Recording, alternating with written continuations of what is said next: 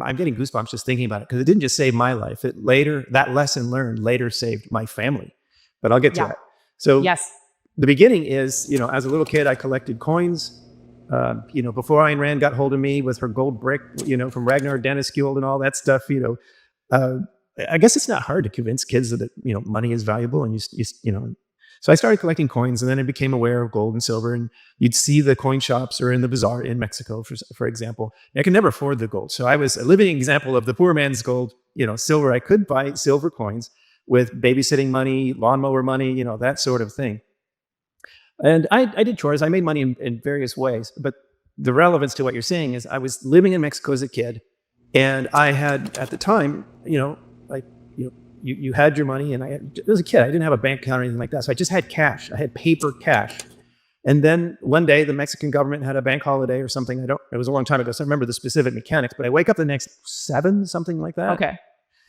But I wake up the next day, and they've devalued the peso 100%. So my stack of cash is literally worth half of what it was the day before.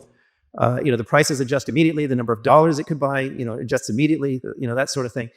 And this was this huge shock. And I remember talking, to my mother, bless her soul, who is not a financial type. Well, what do people do? Well, they save in dollars. Oh, so I started saving in dollars, and then, so you asked about the time. So I started saving in dollars in the late 70s, right? So then we moved back to the United States, and, it's 1979, and the dollar is circling this, the circular drain there, all this high inflation. And I thought, I felt like, maybe a girl whose boyfriend has cheated on her or something like that, or maybe reverse the genders. I don't know. I don't want to be stereotypical here.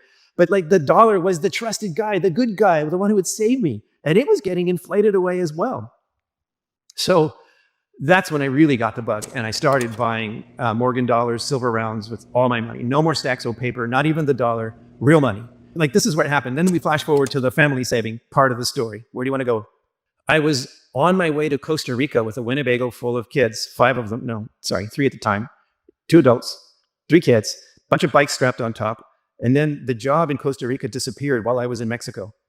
So I'm on my way there with my family, and suddenly no job. And, had to do something. And I quickly wrote up a business plan, and I started, believe it or not, an online journal. Here I am, full circle as a writer. Wow. But in the meantime, I had to feed my family. So I'm here in a foreign country with, happily I speak the language, and I could have family to lean on or something like that, but nobody wants to do that. So I'm there, and I got to feed my kids. And I had literally like a briefcase full of my old coin collection.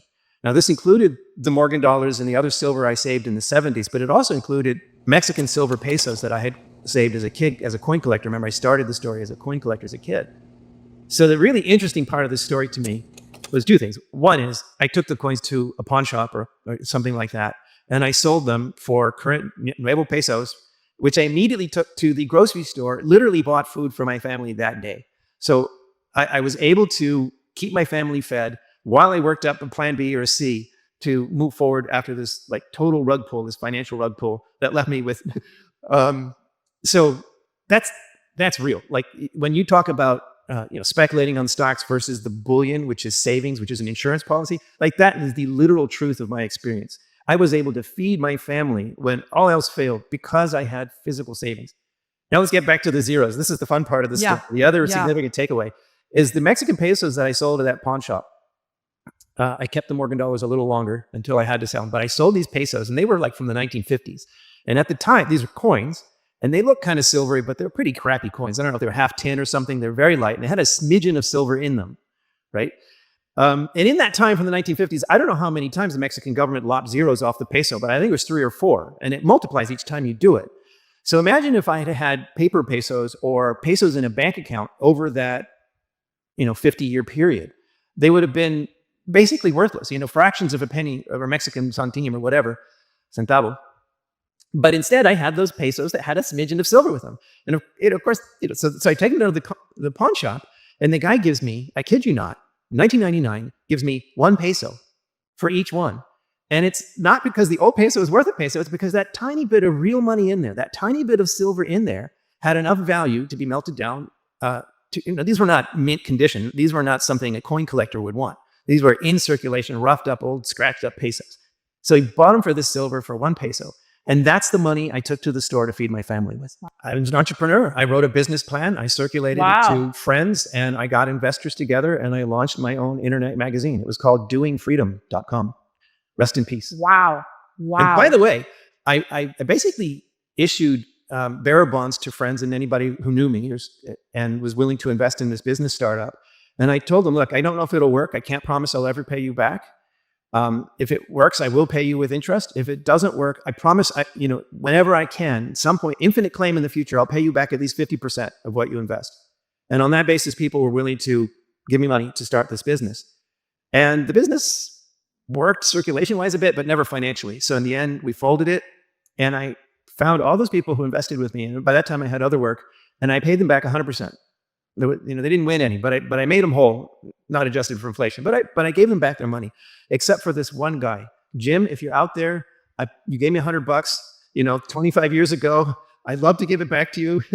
Surprisingly, not too long after how I really fed the family was as a writer, writing grant proposals for nonprofit organizations, freedom-oriented, hard money-oriented, free market-oriented. I ended up with the Henry Hazlitt Foundation. Then 2001 hit. That was a disaster. I did various things, but I just sort of, helped nonprofits write their grant proposals, and I got paid for that. And I was in that nonprofit world when Doug Casey and David Galan formed Casey Research, and they knew me ideologically. Like, people ask, how did you get that job at Casey Research? It wasn't because I was a geologist. I never actually studied it in school. It wasn't because I was a financial guy. It was because I was an anarchist who had interviewed Doug Casey once, as you have. Yeah, and that's the way it does happen, right? They declare a bank holiday. I mean, I wasn't there, of course, but even back in the US, when they confiscated the gold, it was an executive order. And one day you woke up, and if you wanted to go to your bank, to open your safety deposit box, there would be a policeman, an armed policeman, and a bank officer there with you. And if you had bullion in there, that became the property of the government. So if it can happen in the US, it can happen anywhere. Remember the Cyprus bail-ins, right? This isn't just ancient history. This isn't just third world countries or Mexico or something. If it can happen in the US, and if you can wake up overnight and into a drastically changed situation, then it can happen everywhere. And this is a lesson clearly I took to heart, right? Despite my Darth Silver nickname and all that, right? It is absolutely, like engraved in my very soul now that I want physical savings I can hold in my hand, right? As Doug likes to say, it's the financial long for which there is no short, right? There is no counterparty risk to the bullion.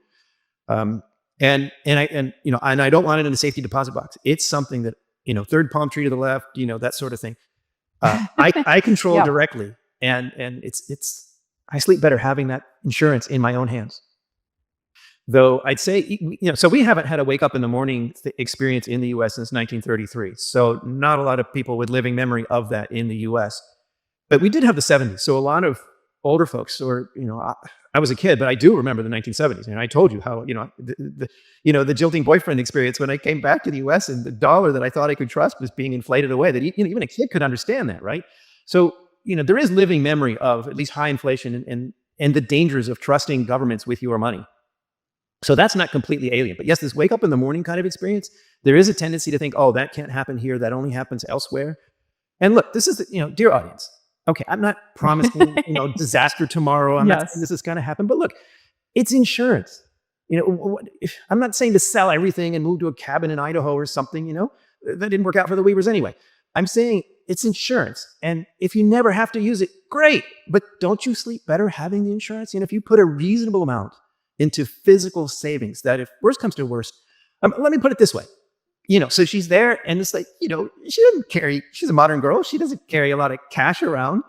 And even if you have cash, if the cash register isn't working at the store, you can't go to a restaurant that, there's no way to scan your card. You've got nothing. You're like, suddenly, heck, all I've got is a water bottle and it's half empty. And, you can't do commerce. You can't, you really, for the first hour or two, it was kind of funny.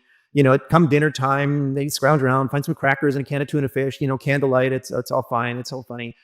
The next morning when the power still isn't on, and, your choices for breakfast are tap water, it's not so funny anymore. And that's the kind of thing, I think that kind of experience shows you the fragility of trusting these systems. And by the way, I'm going to piss off your audience here, Danielle. I'm not hostile to Bitcoin the way many gold bugs are.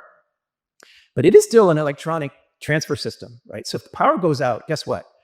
Good luck trading your Bitcoin. No, really, it's on my memory stick, I promise.